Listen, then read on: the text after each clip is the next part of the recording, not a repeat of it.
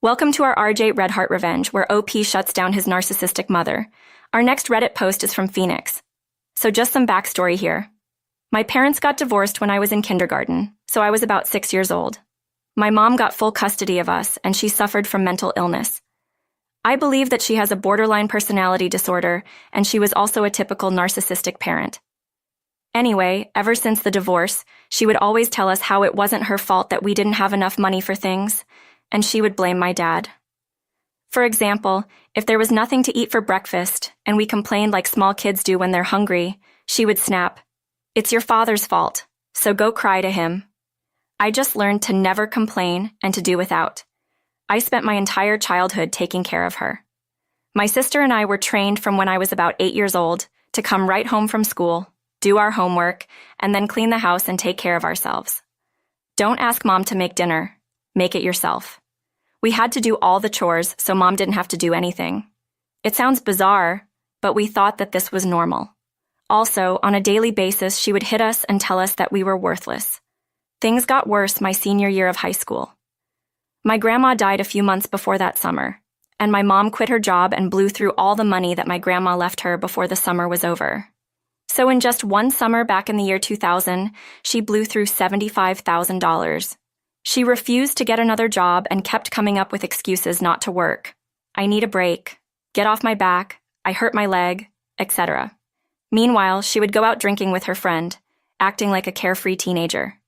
So, I spent my senior year of high school working hard at school, also working at my part-time job after school, and pretty much taking care of an overgrown child who refused to work or help out. Any time that a utility was shut off or there was no food in the house, she would just gripe, "You have a job. Why can't you pay for it?" If I brought up the fact that my dad sent her child support, she would complain that she had to pay for my sister's tuition, which I later learned was BS. She would flaunt the child support check and laugh, referring to it as mommy's paycheck. Flash forward to when I was about to go to college, and my mom kept bellyaching about the cost of college. Of course, she had saved $0 from my college fund. I couldn't afford a private university, so I decided to go to a reasonably priced and still highly regarded state university. During my freshman year, I was pretty much able to swing the cost of tuition and room and board thanks to a couple of grants. However, I was almost disqualified for financial aid for my second year of college. Why? Because my W-2s were mailed to my home address, and my mom, being the caring and supportive mother that she was, shredded them and threw them in the trash. I only found out because my sister was home one weekend and saw her do it. My mom denied it, and when I came home for spring break and pressed her for it, she lied and said that her friend had them. My sister called my mom out on this bluff by calling that friend, who didn't have my tax information. The friend, who worked as a CPA, was very concerned and told me and my sister to request duplicate W-2s and have them sent to her place because she would do them for us. My mom was pissed that we checked with her friend and called her out on her bluff, but true to her word, my mom's friend did my taxes for me.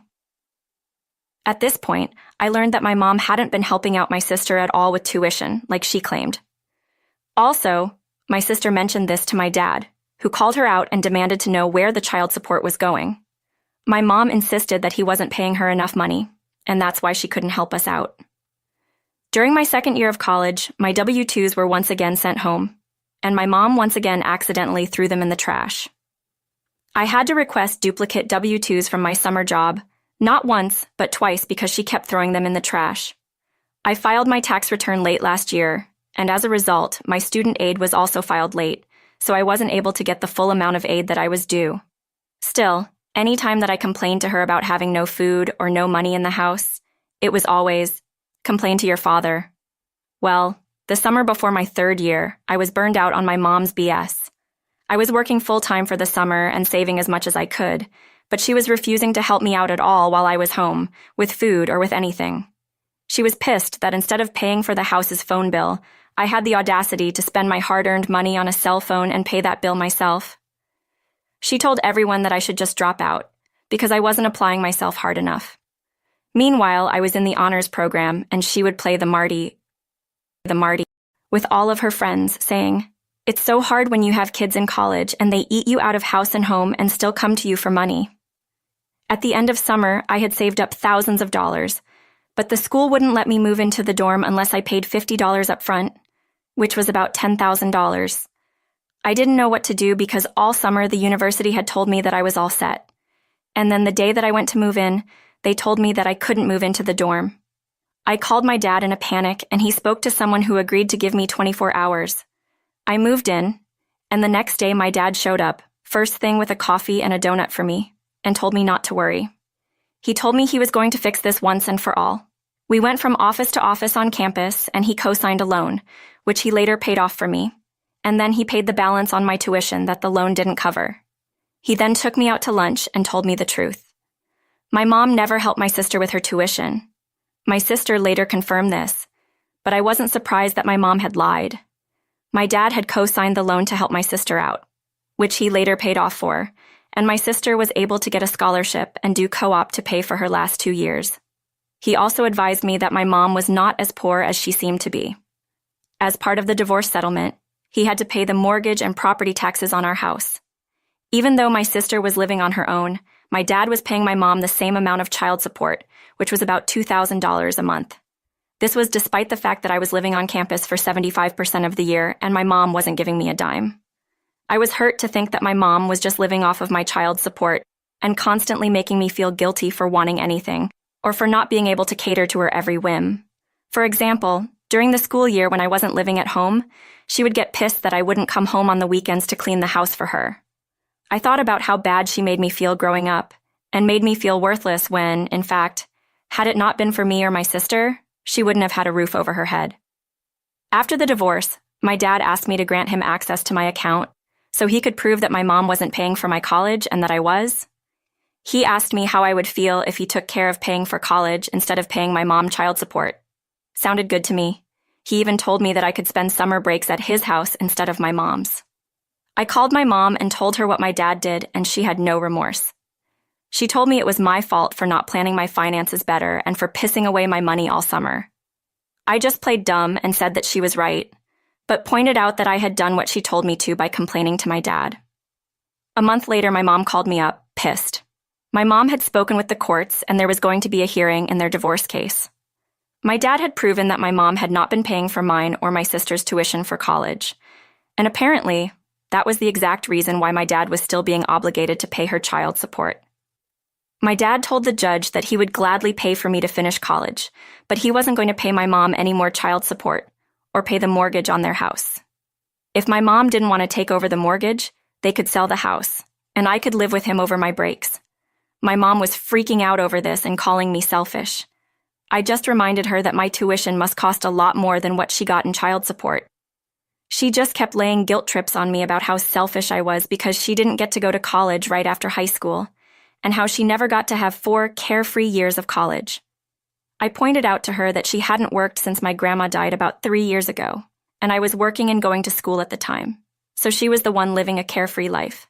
She pretty much ripped me a new one at that point.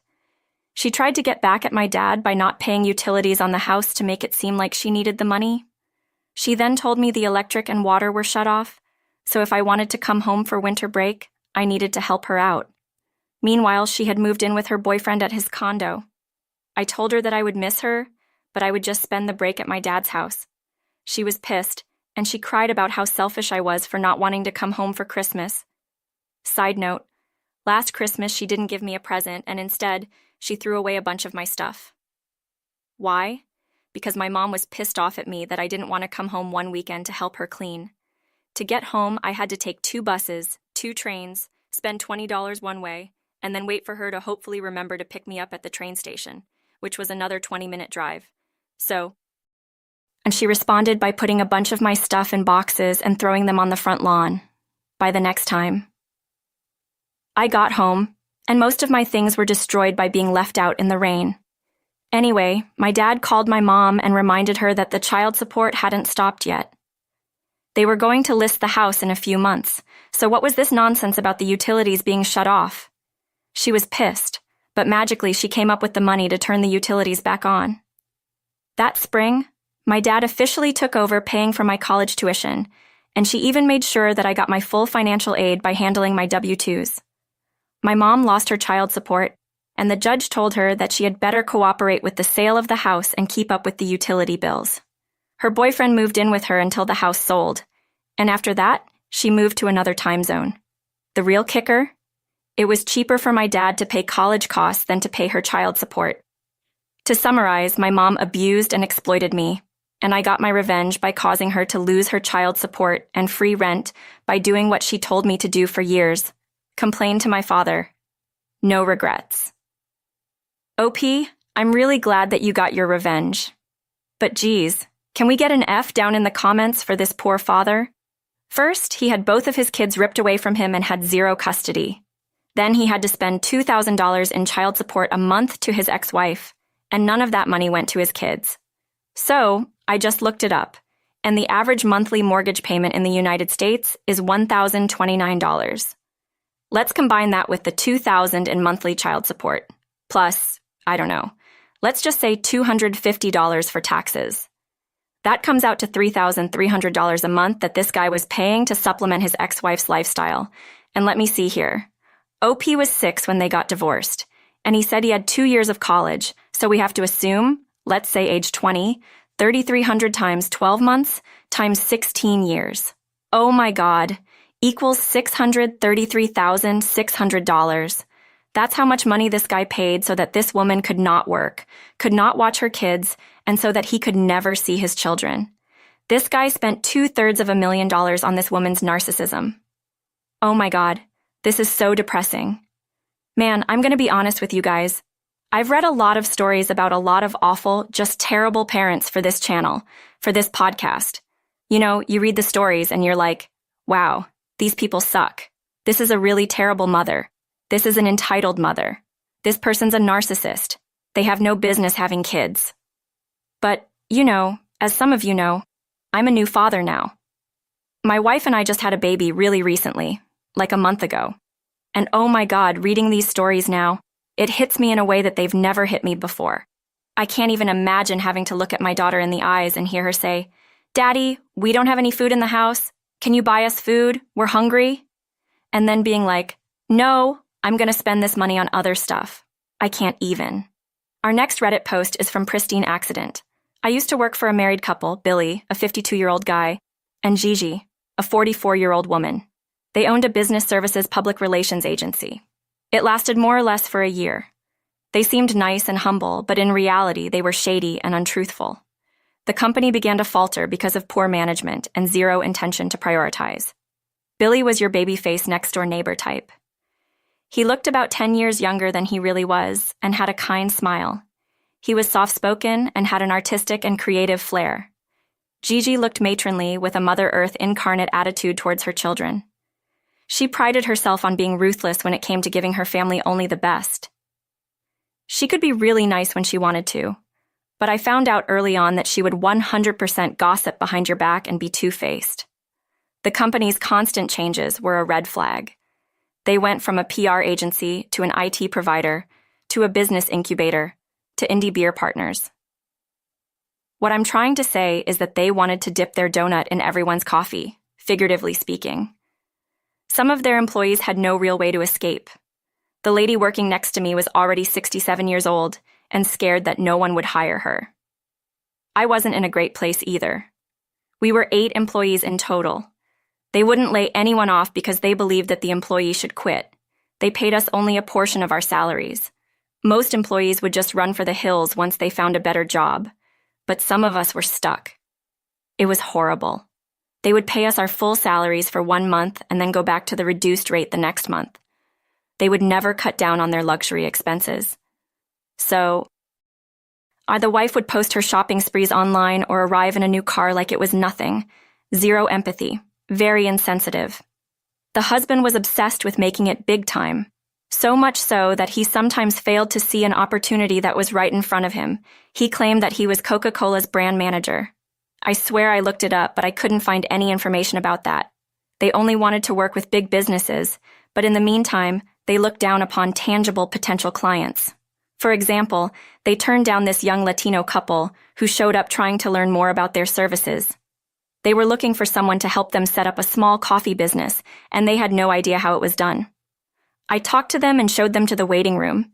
They even showed up with their baby in a stroller. That means that they must have just driven by and decided to come in. Impulsive clients are great clients because they're money spenders.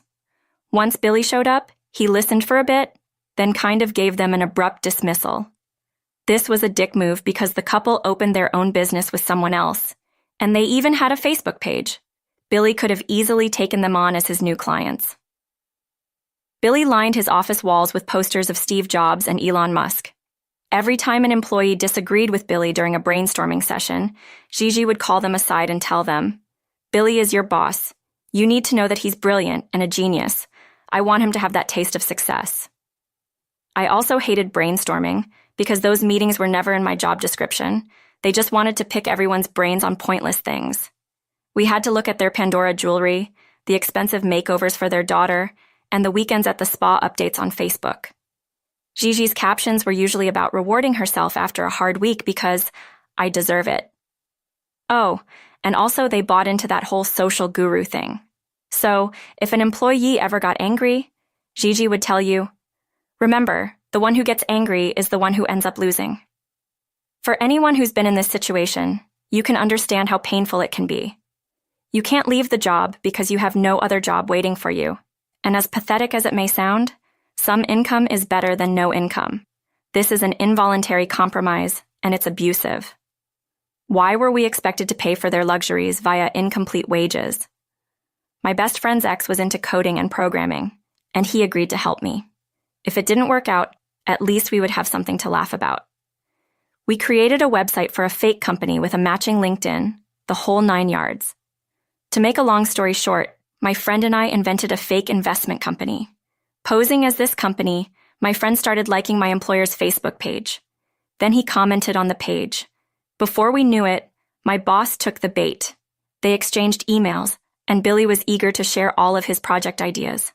Meanwhile, my friend sent Billy a list of requirements, like proof of concept, employer payroll, employee identification number, etc. Posing as the company, my friend agreed to work with him if they could prove they were legit and up to date. So, to be clear, OP's friend, while posing as the company, asked Billy to verify that his company was actually legitimate.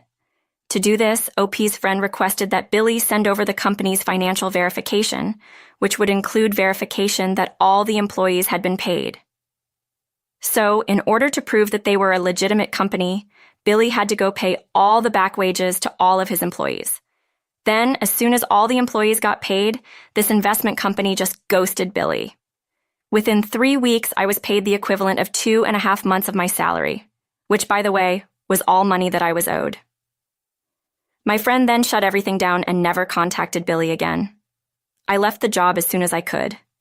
My friend, who remained until she got paid, told me that our boss seemed off and a bit down after he announced that big things were coming, but it all seemed to deflate. I never told my friend what was really going on. All right, OP, let me get this straight. In the course of 1 year, your boss changed the direction of his company. The fundamental thing they did, 4 times. They spent basically all of their profits on luxury goods, rather than reinvesting it back into the company. They underpaid their employees, which is super illegal. And then they got catfished and scammed out of thousands of dollars just because your friend made a snazzy website. Geez, it's no wonder their business didn't survive. That was our R.J-Redheart revenge.